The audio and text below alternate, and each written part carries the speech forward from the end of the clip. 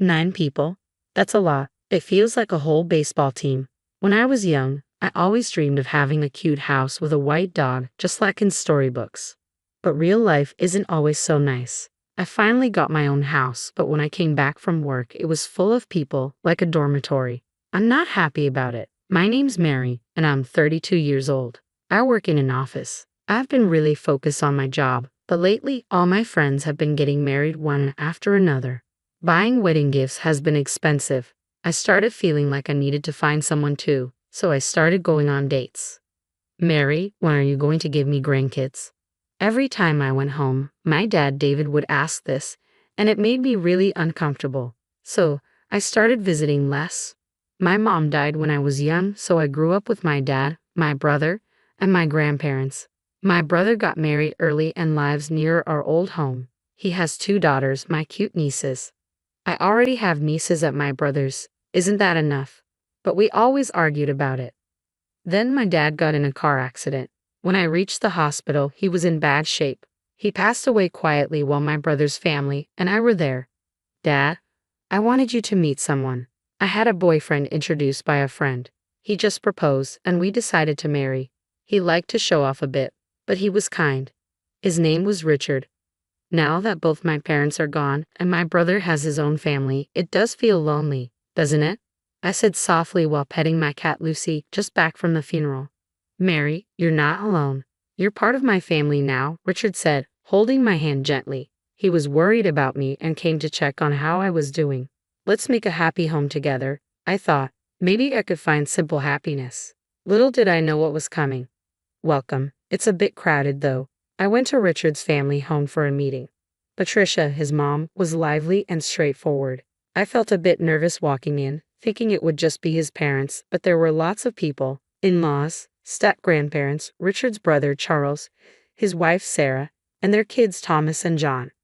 Nice to meet you. That's a big group. The house, built by Richard's dad James, was a bit old and worn, but the family was so welcoming, it calmed my nerves. On the way home in the car, I mentioned how many people there were. Christmas or Thanksgiving must be quite something, I said to Richard, who chuckled in response. It really is crowded. I can't believe they live like this every day. I was genuinely surprised to hear this. Richard's family home was never big, and I thought it was just for gatherings. 8 people in that house, wow, Richard said. Originally, it was just his in-laws and step-grandparents. But then Charles, who couldn't keep a job, moved in with Sarah and their kids without asking. Charles will probably move out once he finds a job, Richard said, laughing. Back then, I thought Richard's family just had some challenges.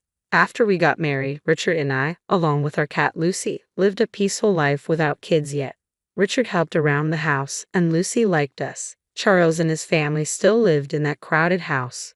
The walls were covered in children's drawings, and Patricia laughed, saying she stopped trying to clean them long ago. Sarah, Charles's wife, always looked tired. She was older than Charles and close to my age, so we became friends quickly. Hey Sarah, hurry up. Mary, don't just stand there. We're out of beer. Whenever I visited, it felt like Sarah and I were the only ones not sitting down. We were always busy, and I wondered if this was our fate. But the idea of Sarah doing this every day was scary. Sarah worked full-time to make up for Charles, who didn't work much. I was hesitant. But I finally asked, have you thought about leaving him? I've thought about it. It's tough. But we have kids, and he used to be kind, Sarah replied. I couldn't see any good in Charles, but I guess they had their reasons. That's what I thought. Around this time, Richard suggested, how about we build our own house? I was surprised but happy. I've always dreamed of living in a cute house like in storybooks with a white dog in the yard. I had never told anyone, but when I told Richard, he said, that sounds great. We spent our free time visiting model homes, choosing a builder, and a year later, our dream home was ready. We need to keep up with the mortgage, Richard said. Definitely, I replied with a smile. On the first weekend in our new home, Richard's family came over for a housewarming party. Here, Joseph, give them the gift. We're coming in. Oh, what a nice house. Patricia seemed really happy, like it was her own place. I smiled politely. Look, it's a party. Then Joseph handed me 2 cans of beer like he just bought them. Charles wandered around and found our bedroom, saying, this bed is so comfy. He jumped on it, and the kids joined in, getting excited. Look, there's a cat. They ran around chasing our cat, Lucy. Lucy is friendly, but she's never met so many people at once, so she got scared and hid in the back of the room. Poor Lucy. I looked at Charles and Richard, who were already busy with the party. Mary, Patricia wants appetizers soon. Can I use your kitchen? And sorry about scaring Lucy, Sarah said, feeling bad. Why is someone as nice as her with a guy like that? I care for Sarah like a sister. I'll take care of it, Sarah. You relax, I said, but she still helped with cooking while managing the kids. The step-grandparents were quiet, almost like dolls, not saying much. But they said, "Nice home, right, James?" "Yeah, sorry for the noise," James replied, even though the loud ones were the in-laws. The step-grandparents were the sensible ones in that house. So the odd ones were the in-laws, Charles, and probably my husband Richard too. After that, the in-laws and Charles started coming over almost every weekend. They partied loudly till dawn, and we got complaints from neighbors and even the police. Once Sarah, the step-grandparents, and the kids hadn't visited since the housewarming, but the in-laws put me to work without hesitation. I was really stressed out. Richard also started showing his true colors. Once, when I had a cold and asked him to pick up dinner, he came back with hamburgers. "I can't eat this right now," I said, feeling weak. Instead of getting mad, Richard said, "You need to eat to get better, Mary." What if I had the energy to eat that? I wouldn't have asked for help, I thought to myself. Once, when Richard was sick, I sarcastically asked if he wanted a hamburger. He got upset and said, "No, that's ridiculous." In short, this family was selfish and lacked empathy. They were in for a wake-up call. Enjoy your freedom while you can. You'll get what you deserve, I thought with a wicked smirk. A few days later, I had a business trip planned. "I'm off," I said happily to Richard on the morning of my departure. "Is your trip today?" "Sarah's also away on business," Richard said. "Really? I didn't know. What a coincidence," I replied. "Mom said they'd be in trouble without someone to take care of the house." Richard laughed mockingly, making me think he was being mean.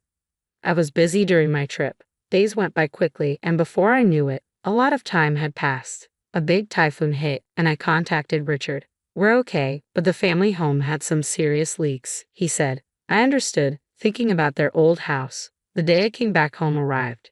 As I walked from the bus stop, I heard loud laughter in the neighborhood. "Is someone having a barbecue? It's so loud. The neighbors will complain." Wait, what? I was shocked. The noise was definitely coming from my house. As I cautiously opened the door, I found bags in the entrance and graffiti on the walls. I was stunned. "Hey, Mary, welcome back," a drunk Richard said. Frustrated, I went to the living room and found drunk in-laws and Charles while Sarah made food in the kitchen. The step-grandparents were quiet, and the kids were drawing on the walls. There was also a woman I didn't know.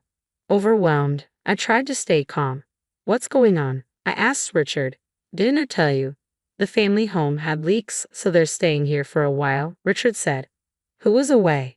"The in-laws," Charles and Richard decided. "Why don't we live here?" Richard proudly suggested. Even with this explanation, I was stunned into silence. "It's okay. We're family. We have extra rooms." "No problem," the in-laws added, smiling. "Don't worry, Mary. The walls got a bit dirty, but it's just kid stuff," Charles said casually. "And who is that woman?" I asked about the woman on the sofa, playing with her phone. "Oh, that's Karen, a friend of me and Sarah," Richard explained. "Yes, that's right," she said with a smile. This girl Karen was kicked out by her parents, and Richard said she could stay. "Thanks in advance," Karen replied, leaving me utterly confused. In our not-so-big living room, there were 9 adults and 2 children. The room was messy, with scribbles on the walls far from the new house look. The family was loud like a dormitory. I couldn't help but lose my temper. Seriously, 9 people is too many. Are you guys planning to start a baseball team or something? Then I realized something. "Hey, where's Lucy?" I asked, but no one knew where our cat was. Dad opened the window to smoke, and Thomas said Lucy ran away. Charles looked at him angrily. "What were you thinking?" "I told you to be careful with the windows," I said, nearly in tears. Richard, looking annoyed, said, "It's just a cat. We can get another one. If you're unhappy, we can just get divorced," he said with disdain. "You said divorce?" I asked. "Yes, I did. I might not if you apologize," Richard said confidently. "Oh, really? Well, then, here, write this," I said, slamming down the divorce papers I had prepared. My section was already filled out. I got my bags from my room. Why haven't you written it yet? I'm busy, I said coolly to Richard. They were shocked. Angrily, Patricia said, Richard, divorce her already. We've built the house, so she's useless now. Realizing too late. Richard said, you'll regret it. But I had no regrets. You're the one who'll struggle. Just write the papers, I said, taking them and giving some to Charles. He laughed. When did I marry you? Looking at the filled wife's section, Charles said, Hey, Sarah. This is Sarah, coldly. I'm divorcing you right now, Sarah said firmly. Charles exclaimed, Sarah bites the hand that feeds you, huh, Joseph? He was talking nonsense.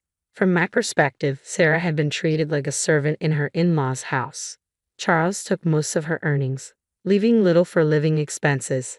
This allowed Charles to do whatever he wanted, and the woman in front of me was Charles's mistress. Mary, I think my husband is cheating. Sarah had confided in me before we planned our divorces. Sarah endured it for her children, but Charles started selling their belongings. She reached her limit. Sarah told me everything. Furious, we started planning our divorces. Sarah gathered evidence of the affair. Her recent business trip was a lie. We looked for a new place to live halfway. Like me, Sarah had no family to turn to, but a friend offered her a job in another state. It was a good opportunity, and our preparations went smoothly. All that was left was presenting the divorce papers. I want to get out of that hellish house, Sarah said, determined. She had a strong core but had been manipulated by her in-laws. Thinking it would be suspicious to return together, Sarah went back first. She soon contacted me, informing me about the takeover at my house and Charles's mistress moving in. All our actions until then were a performance. Knowing what was happening, I told Sarah, we're not living there anymore. Let the kids draw on the walls all they want. That's what I told her. Charles, thinking he could openly live with his mistress, happily signed the divorce papers. Let's go, Sarah. James and everyone, it's time to leave. The step-grandparents stood up and followed Sarah and her children to the door. Living with people like you, I had given up on life. But Sarah opened my eyes, James said, glaring at the family, and left with his great-grandchildren. The in-laws had been taking money from the step-grandparents' pensions. They were truly awful. Well then, take care, we said as we left. You'll regret this, the family laughed, but we ignored them. Months later, Richard contacted me. Oh, I forgot to block him. I could guess the content of the call, so I answered, Mary, come back. Richard sounded desperate. I barely contained my laughter. Come back, we're strangers now, I replied calmly. Let me talk, Mary. What do you mean? Why aren't you paying the mortgage? Patricia's voice came through, probably snatching the phone from Richard. What are you talking about? I have no idea. I played dumb while Patricia sounded frustrated. Apparently, the mortgage for the house had fallen behind last month. When I pressed Richard, he claimed I hadn't been paying it. What an inconvenience. While I remained silent, Patricia kept talking like a machine gun. First of all, this house, you guys had a combined income of $755,000, right? We could have built a better house. We built this as a new home, but it's not what we expected. Originally, they had planned to take over the house. Sarah had informed me of their discussions. Yes, that's true. But with Richard's $30,000 salary, the bank wouldn't lend us more. If we had taken a joint mortgage, maybe we could have gotten a better house. Hearing this, Richard, you lied. I could hear Richard and Patricia arguing on the phone. I ignored them, ended the call, and finally blocked his number. Richard had a pretentious personality. He always wanted to impress others, especially outside his family. When he suggested building the house, I already had divorce in mind. I told him a friend's husband got a mortgage on his own. How cool is that? I heard these stories like a spell. Richard, wanting to show off, opted for a solo mortgage. I had to hold back my laughter. He probably didn't tell his family because he was afraid of them knowing the truth. But I didn't care. The house was built to Richard's taste. I had no attachment to it anymore. Richard hadn't cheated, but there were no alimony penalties in our divorce. So despite him, I left him with the mortgage debt as my revenge. Let him suffer, and I was able to rescue Sarah, whom I cared for like a sister, from that house. That was my main goal. Later, they couldn't pay the mortgage, and the new house was repossessed. But it was a mess inside, with scribbles everywhere and walls yellowed by cigarette smoke from Charles and his mistress. It didn't look like a recently built house. Richard had to rent a cheap apartment, and Joseph and Patricia ended up moving in with him. They'll probably never leave him alone like parasites. I don't care. They're strangers to me now. The only good thing about my former in-laws was that the children weren't affected. Otherwise, they were the worst. Sarah, as Charles' ex-wife, successfully claimed alimony through a lawyer. She had to borrow money but managed to pay it off. I'm glad for her. Charles and his mistress became outcasts in their community and are now missing. They haven't repaid their debts, confirming how awful they are. Sarah is happily working at her friend's place. Her kids are doing well too. I hope they find happiness this time. James and Barbara seem brighter now, like a weight has been lifted. They sold the old family home and are enjoying their retirement in a distant place with their savings. That's great news. As for me, I've requested a transfer to a local office. I was reunited with Lucy, my cat, thanks to social media. Someone in the neighborhood had found and taken care of her. It's good she's friendly now. I live alone in my late father's house with my brother's approval. I'm saving to build my dream house, and someday I hope to introduce someone special at my father's grave. Today, I'm working hard towards that goal.